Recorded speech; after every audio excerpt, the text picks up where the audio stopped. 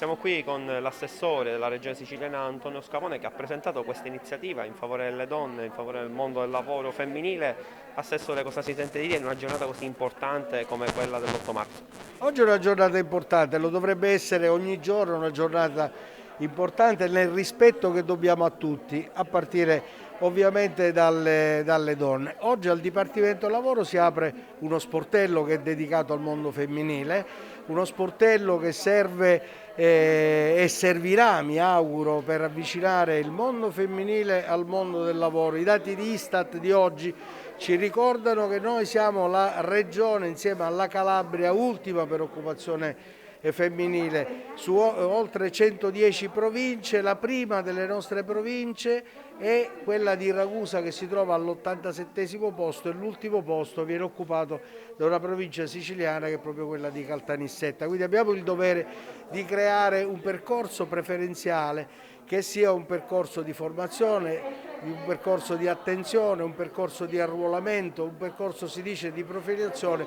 un percorso di incontro tra le disponibilità del lavoro, che sono sempre pochine, e ovviamente il mondo femminile che verso quel lavoro deve essere inserito. E per essere concreti, oggi presentiamo questo grande progetto per il quale investiamo 11 milioni di euro, che è un progetto che vuol portare il mondo femminile, circa 600 donne,